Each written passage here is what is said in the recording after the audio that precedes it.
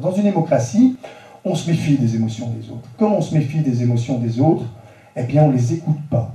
Pensez simplement à à l'attitude que vous auriez si une de vos amies vous explique une émotion. Elle vous explique qu'elle est triste et elle essaye de se confier à vous. Si c'est quelqu'un que vous aimez bien et qui vous aime bien, vous aurez probablement le réflexe qu'on a tous face à une émotion qui risque de nous affecter. Vous allez lui dire, mais tu ne dois pas être aussi triste, tu sais, tu as plein de raisons d'être content. Les raisons de ta tristesse ne sont pas si graves que tu l'imagines. On va tenter de diminuer le seuil de l'émotion, le niveau d'émotion. Si vous êtes un professionnel, vous allez faire tout à fait autre chose. Vous allez dire, vous êtes triste, vous avez bien raison d'être triste, dites-moi pourquoi vous êtes triste. C'est ça, contenir une émotion. C'est ces espaces-là, plutôt que du team building, qui doivent être construits et mis en place dans les mondes de l'entreprise, de toute forme d'entreprise, qu'elle soit sociale ou économique. C'est des espaces où vous pourrez partager vos émotions sans voir ces émotions contredites, nuancées ou rendues illégitimes par quelqu'un autour de vous. C'est ce qui permet simplement aux émotions de ne pas obliger l'individu à réagir par crise. Donc un risque, c'est quoi d'abord? Prenons le risque d'incendie. Donc ici, il me semble que le risque est moyen, hein, enfin non, pas moyen, est assez bas plutôt. non, est assez bas, est assez bas. Non, même très bas. On avait des conseillers en prévention. Oui, non. Et justement, il y a un conseiller en prévention. Non, il est très bas.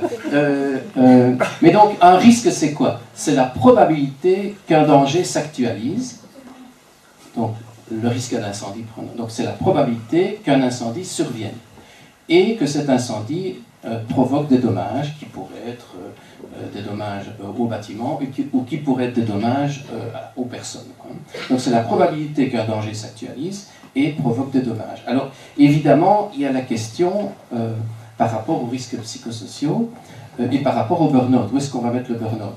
C'est la probabilité qu'un danger s'actualise et provoque des dommages. Alors ici, on parle de danger, ici on va parler de situation. Hein, donc dans les risques psychosociaux, on ne parle pas de danger unique, ce sont des situations. Hein. Et alors en réalité, ce qui se passe dans la définition du burn-out, c'est que on a la définition, d'abord, c'est la probabilité qu'une situation de stress prolongée survienne et reste, et provoque du burn-out. Donc le burn-out n'est pas un danger, ce n'est pas une situation problématique, c'est un dommage.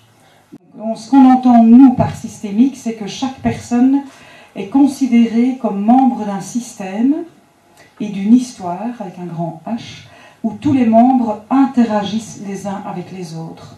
Donc c'est vraiment là qu'on aime rencontrer l'individu, mais l'individu avec toutes ses sensibilités du système aussi.